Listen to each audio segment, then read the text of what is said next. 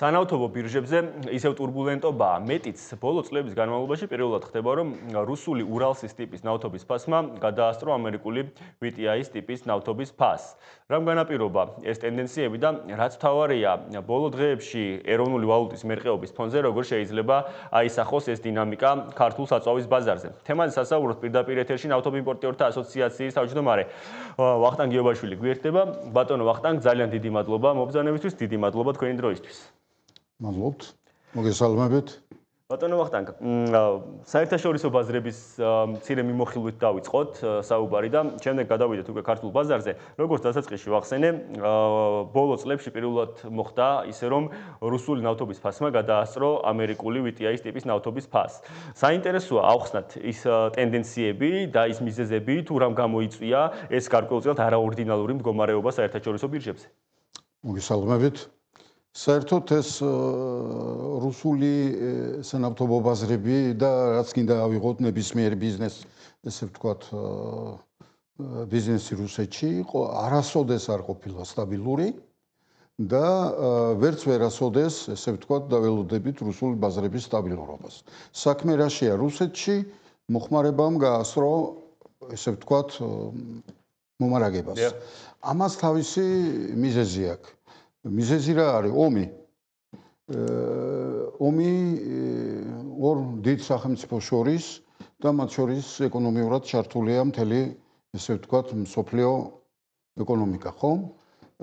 საქმე იმაშია, რომ უამრავი ქარხანა, ნავთობგადამამუშავებელი ქარხნები წყობრიდან არის გამოსული უკვე რუსეთიდან.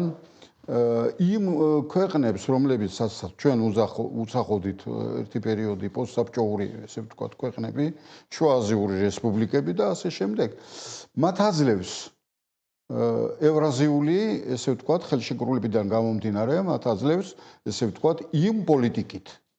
მაგრამ ჩვენ გვიჩერებს და საქმე იმაშია, რომ სტაბილური არასოდეს არ ყოფილა და ამან გამოიწვია, რომ პროდუქტის არ ყოფნა შიგა ბაზრებზეც კი უკვე იწვევს დეფიციტს.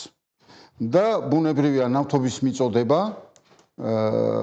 რუსული ურალის, ესე ვთქვათ, პოლიტიკაში პოვაქმედება რა ამან ყველაფერმა, იმიტომ რომ ქარხნებია მწყობრიდან ბევრი გამოსული, უზარმაზარი დიდი ქარხნებია გამოსული უკვე მწყობრიდან. თქვენ მოგეხსენებათ, რომ რუსეთში ძალიან ბევრი ქარხანა იყო, კერძო ქარხანა და ვერაწვდიან ნავთობს. შეიძლება ამის ერთ-ერთი მთავარი მიზეზიც იყოს ის, რომ სწორედ თქვენს მიერ ხსენებული ფაქტის გამო რუსეთმა შეაჩერა იმპორტი და იმპორტის შეჩერებამ გარკვეულწილად ფასები შეიძლება ზევით დაკაჩა? ეს იმპორტი შეაჩერა. ოფიციალური იმპორტი. ეს ცალსახა არის, შეაჩერა, მაგრამ არ შეაჩერა, ესე ვთქვათ, რო იტყვიან რუსული სიტყვა წინიოვოი. არ შეაჩერა, ამიტომ თქვენ კარგად იცით, რომ რუსეთს არა მარტო მეორადი, ესე ვთქვათ, ეკონომიკა აქვს ქვეყანაში. რუსეთს აქვს მეორე, ესე ვთქვათ, მიმართულებით წინიოვოი ფლოტი, რომელთაც აწარმოებს გადაზიდვებს.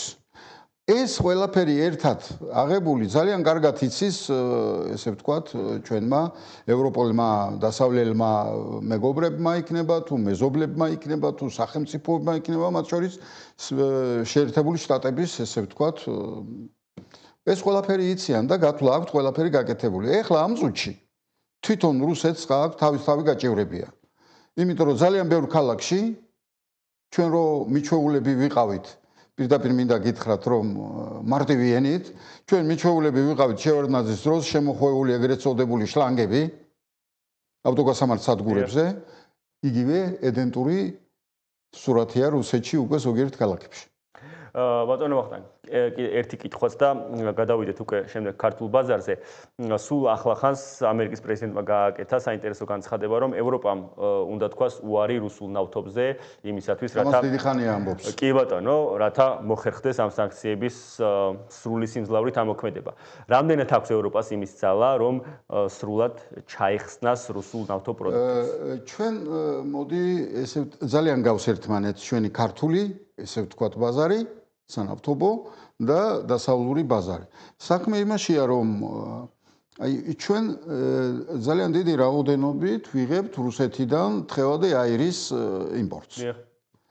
საქმე იმაშია, რომ ევროპაში ამ ფასში თხევადი აირის არავინ არ მოგცემს. და ლოჯისტიკის, ესე ვთქვათ, საკითხები არის გაცილებით მარტივი. ანუ მე რა მინდა გითხრათ, რომ რკინიგზით ესე ვთქვათ, ლოჯისტიკის განხორციელება გაცილებით მარტივია, ვიდრე ზღვით, ვიდრე სხვა, ესე ვთქვათ, გინდა საავტომობილო, ესე ვთქვათ, ტრანსპორტით. ძალიან, ესე ვთქვათ, მისაღებია ნებისმიერი ბიზნესმენისთვის, ესე ვთქვათ, ესეთი ლოჯისტიკის განხორციელება. ეხლა რაშია საქმე? რუსეთი ვიცით, ვინმე დანამდვილებით ზუსტად ის ფასი, რა ფასშიც აძლევს იმ ქვეყნებს, რომლებიც ცდილობს ჩუმად შეიტანოს რუსეთთან რაღაცა. ეხლა ჩვენ ვიცით, რომ სლოვაკეთი და ჩვენ ვიცით უნგრეთი.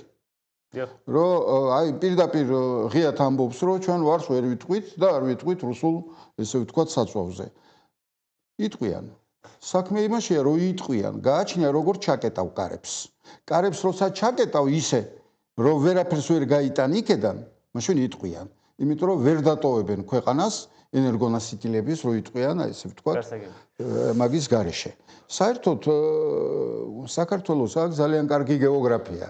ჩვენ სარჩევში ვართ.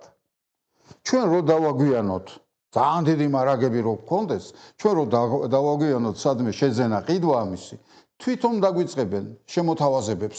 ამას მოგცემ, იმას მოგცემ, იმიტომ რომ გეოგრაფია გაქვს ეგეთი. არანაირი სიძნელე საქართველოსთვის, აი მოგვაწოდონ საზღვავი, თქვათ ამ შემთხვევაში საწვავზე ველაპარაკობთ. არ არსებობს. ჩვენ გვაქვს კარები ყველა მხრიდან. გვაქვს სახმელეთო საშუალება, გვაქვს სარკინიგზო, გვაქვს საზღვაო, ყველანაირი.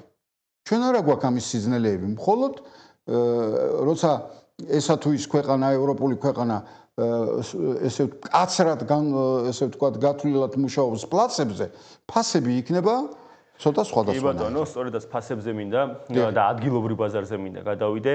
მე დასაწყისში ვახსენე ის турბულენტობა, რომელიც არის ბირჟებზე, რომელიც რა თქმა უნდა თავის მხრივ პროცესს ისახება და ამას დაემატა ბოლო 2 დღის განმავლობაში საკმაოდ ასე ვთქვათ, კურსის მერყეობა საკმაოდ მაღალი ამპლიტუდის.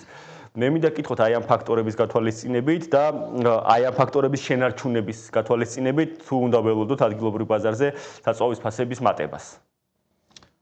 იცით რა, 2 დღის უკან მე გავაკეთე ესეთი განცხადება, რომ მე პირიქით ველოდი. ჩემი მოლოდინი იყო პირიქით, რომ იქიდან გამომდინარე, რომ საერთაშორისო სანავთობო ბაზრებზე დაიწია ფასებმა, მე ველოდი პირიქით ჩვენთან ფასების დაწევას, მაგრამ ჩვენ ყოველთვის ვამბობდით იმას, რომ ნავთობპროდუქტებზე საერთოდ წინ და წინ გათვლა საერთოდ არ არის მიღებული, იმიტომ რომ არავინ არ იცის წინსრებით რა იქნება, როგორ იქნება, აგერ ფაქტის სახეზე გვაქვს 2 დღის წინ ველოდი ისეთ იმას რა ქვია მოლოდინებს, რომ მოიკლებდა ფასი, იმიტომ რომ მოიკლო ყველგან და დღეს უკვე გაურკვეველი სიტუაცია, ვნახოთ რა იქნება ხვალ. ამიტომ ჩვენ მთლიანად ვართ დამოკიდებული მომწადებელ ქვეყნებზე. ჩვენ მთლიანად ვართ დამოკიდებული საერთაშორისო ბაზრებზე, იმიტომ რომ ჩვენი არა გვაქვს, იმიტომ რომ ჩვენი გადამამუშავებელი ქარხნები არა გვაქვს. და კარგი იქნებოდა რომ გქონოდა და საშუალებაც იყო ამისი, რომ გქონოდა, რომ ვინმეს გამოიჩინა ამის მიმართ ძალიან, ესე ვთქვათ, თქვენ გაგახსენებთ ძალიან ძველ ამბავს, ბატონი ნოღაიდელი იყო ამის ინიციატორი. როცა აკრძალა ეგრეთ წოდებული პატარა საწარმოები რა, აი გადამამუშავებელი. მე შორს ვარ იმ აზრისგან, რომ ისინი იყო ევროსტანდარტი, მე შორს ვარ იმ აზრისგან, რომ ისინი აკმაყოფილებდა რაიმე, ესე ვთქვათ, ხარისხობრივ, ესე ვთქვათ, პასუხებს, მაგრამ სოფლის მეურნეობაში დიზელის საწვავი ჩვენ შეგვეძლო გამოგვეყენებია. მაგრამ ამათმა ერთი ხელის მოსმით ყველა გააუქმეს. მე ისინი ჩვენი წევრი ქარხნები იყო ესეთი ქარხანა ვირტუოზი, აზოტის ქარხანაში იყო შიგნით ტერიტორიაზე, რომელიც წარმოიდგინეთ იმის გარდა რომ დიზელს უშვებდა, იმის გარდა კიდე რომ ნაფთას უშვებდა, რა თქმა უნდა, უშვებდა გაზს, თხევადაირს უშვებდა, წარმოიდგინე, ის არ იყო კუსტარული ქარხანა. ის იყო უბრალოდ მოძველებული ქარხანა პოლონეთთან ჩამოტანილი. განვითარე, დააფინანსე და გვექნება ერთი საწარმო მაინც რაღაც ესე ვთქვათ, ისეთ სიტუაციებში, ხო? გასაგებია, ბატონო ვახტანგ, ძალიან დიდი მადლობა ტრადიციულად საინტერესო საუბრისთვის. მე თქვენ ეთერში მინდა ორიოდე სიტყვა დავამატო. ეხლა ფაქტიურად ჩვენ ზამთარი მოგვადგა. პერიოდულად თქვენ იცით კარგად, რომ იცვლება ფასები ნავთობპროდუქტებზეც და თხევადი აირის ნავთობპროდუქტია. რა თქმა უნდა. და მე მინდა გითხრათ თქვენ, რომ ჩვენ ძალიან გვიშლის ხელს რელიეფი. რელიეფი, რომელიც არის ზემო ლარსის, ესე ვთქვათ, საბაჟო პუნქტებზე, ხო? ორიოდე დღის წინ ჩრდილო ოსეთის მთავრობამ გამოაცხადა საგანგებო ვითარება. იმდენი მანქანა, იმდენი სატვირთო და იმდენი ტვირთ, ესე ვთქვათ, გადამზიდავი დგას იქით საზღვრის იქით ამ მხრიდან გამოაცხადნენ საგანგებო სიტუაცია იმათმა. ეხლა ჩვენთან არანაირად არ არის უფრო ფართე, ესე ვთქვათ, რელიეფი. ამიტომ ვთხოვდი, ვისაც ეს ხელს ეწიფება, ვთხოვდი, რომ რაღაც ზომები მისაღებია, რომ ზამთარში ჩვენ არ გქონდეს ძალიან დიდი, ესე ვთქვათ, მანქანების გასაგებია. მადლობა. იმედია, რომ გაითვალისწინებენ და გულისყურით მოიკიდებიან ამ საკითხს.